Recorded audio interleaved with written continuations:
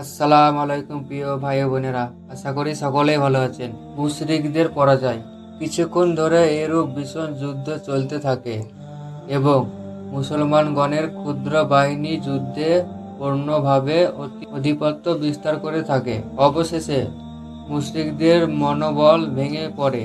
তাদের সারিগুলো ডান বাম মুখ্য ও পেছন দিক হতে ছত্রভঙ্গ হতে থাকে। মনে হচ্ছিল যেন 3,000 মুশরিককে 700 নয়, বরং 30,000 মুসলমানের সাথে মোকাবেলা করতে হচ্ছে। আর এদিকে মুসলিমরা ঈমান, বিশ্বাস এবং বীরত্বের অত্যন্ত উঁচু মনোবল নিয়ে তরবারি চালনা করছিলেন। কুরাইশরা যখন মুসলমানগণের একাধিকবার আক্রমণ প্রবাহিত করার জন্য তাদের সর্বশক্তি প্রয়োগ করা সত্ত্বেও অক্ষমতা অনুভব করল এবং তাদের মনোবল এমনভাবে ভেঙে পড়ল যে সওয়াবির হত্যার পর কারো সাহস হলো না যে যুদ্ধ চালু রাখার জন্য তাদের ভূপতিত পতাকার নিকটবর্তী হয়ে ওটাকে উঁচু করে ধরে। তখন তারা পালিয়ে যাবার পন্থা অবলম্বন করল এবং মুসলমানগণের উপর হতে প্রতিশোধ গ্রহণের কথা সম্পূর্ণরূপে ভুলে গেল।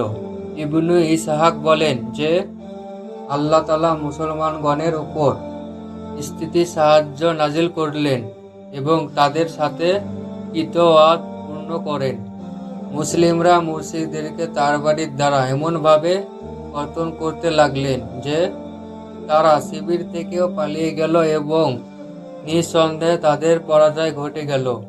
আব্দুল্লাহ ইবনু জুবাইর রাজি বর্ণনা করেছেন যে তার পিতা বলেছেন, আল্লাহর শপথ, আমি দেখি যে হিন্দা বিনতু উতবাহ এবং তার সঙ্গীদের পদনালি দেখা যাচ্ছে।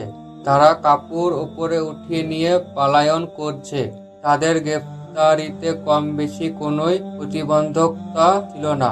সহিহুল বুখারীতে বারা ইবনু আজিব রাজি হতে বর্ণিত আছে যে তিনি বলেন, মুশরিকদের সাথে আমাদের মোকাবেলা হলে তাদের মধ্যে পলায়নের হিড়িক পড়ে যায়। এমনকি আমি নারীদেরকে দেখি যে তারা পায়ের গোছা হতে কাপড় উঠিয়ে নিয়ে দ্রুত বেগে পালিয়ে যাচ্ছে। তাদের পায়ের অলংকার দেখা যাচ্ছিল।